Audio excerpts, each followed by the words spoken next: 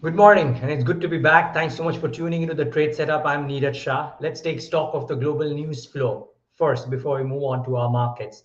US Treasuries jumped on dovish Fed comments and the Middle East conflict, and that, to my mind, remains the most important variable for trade in the very short term, which is, let's say, today. The US markets rose from intraday lows, faring much better than anticipated yesterday.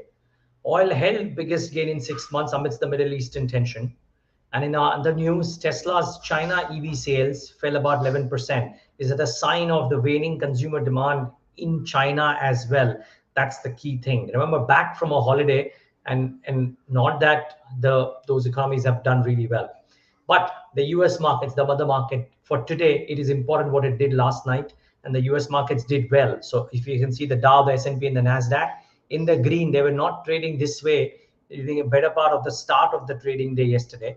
And the other cues, the 10-year Treasury yield at about 4.65 or 4.64. That, to my mind, is the key point from a global Q perspective. The gift nifty, I reckon, in line with some of the other Asian markets, should be showing a start in the green. I wouldn't be surprised if that's what happens. Well, maybe showing flat, but the last I had checked, there's a bit of an uptick there. Let's wait and watch how we start off. Now, keep in mind, one, what happened in trade yesterday was a weak day of trade. Nifty 50 ended with losses of about 141 points. India VIX increased by about 10 percentage points and closed at 11.4. And the bank Nifty was arguably one of the principal culprits, led by PSU banks. Look at PNB, 4.5% lower as the top loser. And PSU banks as a basket came off in trade yesterday. And broader markets too ended negative, 1.34% for the mid caps, 1.78% for the small caps. It was a, if not a sucker punch, certainly a blow of sorts, and therefore very difficult to just negate a candle like this that happens in trade. And therefore, to my mind, the trade setup for the day today is that the day in green is not ruled out, but it's very difficult to build a case of sustained upticks in the current scenario of geopolitical conflict and higher oil prices. The day's trade for today can see support from maybe IT stocks, maybe a slight rebound from PSU banks, but very difficult to build, as I'm saying in the first line, like a case of sustained upticks. In fact, in terms of sectors today, while we may have a day in the green, I think I'm watching out for insurance and pharma stocks on the downside. They may hurt today on the back of the weak monthly data. The pharma numbers weren't the greatest, so keep that at the back of your mind. And life insurance as well, the September update, not necessarily the best. So relative moderation in the retail APE growth for life insurance companies at 9.7% for September. Private players delivered decent average 12.3% retail APE growth. LIC grew at about 4.7, but 4.7 is not a great number. And within the private players as well, Max had a solid growth, 28.9%, but iPro at 5.3% certainly saw a very weak month of September. The likes of SBI and HDFC Life, steady as they go, mid-teens of sorts for both of them. Nothing to write home about, nothing great, but nothing too bad either. So frankly, if you're looking at insurance stocks today, largely moderation, LIC weak, ICICI Pru weak, Max on the positive side. That's probably the sum and substance of what some of these stocks have done and what they could do in terms of stock price performance in the session today. Speaking of September updates or quarterly updates, KPI Energy numbers came out. Revenues up 34%, EBITDA up 34.86%, EBITDA margins at 33.08, and net profit up 64% at 34 crores. So net, the numbers look okay. Maybe the stock is a bit of a day in the green. I think the management speaks to us today sometime later in the day, 11:30 if I'm not wrong. So watch out for that conversation with the management of KPI Green as well.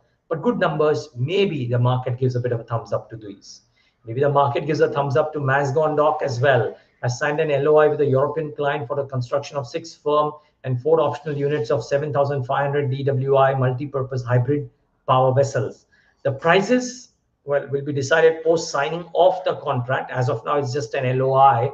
So we don't know the quantum of this win, but we anyways know that this could be a further shot in the arm.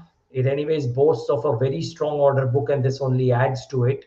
I would suspect that Masgon Dock on a day like today might see a bit of a rub of green. Let's wait and watch. I may be wrong, but I think that it could have a positive day. Star Health, conversely, might not have the best of days, has gotten a show cause come demand notice from DGGI for non-payment of GST on co-insurance premium from July to March. This number of 39 crores, not a very large number, but still may react a bit of foul. Phoenix Mills, I thought the numbers or the data seemed okay for quarter two. The total consumption in the quarterly updates in quarter two at FY24 rose 20% YOY. Retail collections rose 23% YOY to 638 crores in the second quarter. So net seemed okay. Maybe has a positive day today. Genus Power certainly will have a positive day today.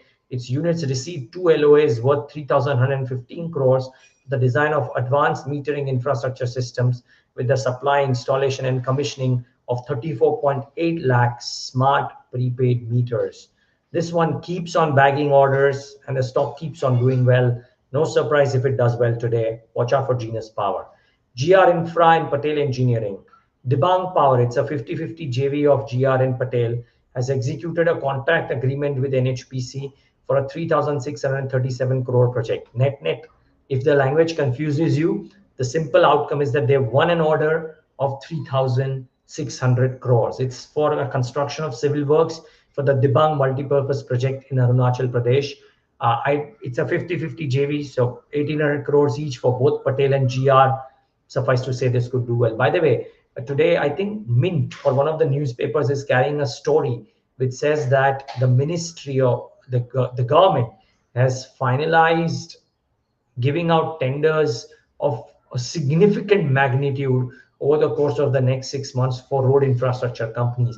We do not have independent confirmation of the same, but if that is true, and if the future order books over the next 6 months are expected to be strong for road construction companies, then that could well be a shot in the arm for all of these: Patel Engineering, GR Infra, PNC Infratech, L&T. Watch out for each of these which are into this road construction company business. All of these could do well. So be mindful of the road construction companies. Adani Enterprises, the Adani Group has condemned the Financial Times for its malicious campaign to tarnish its global reputation, quote unquote.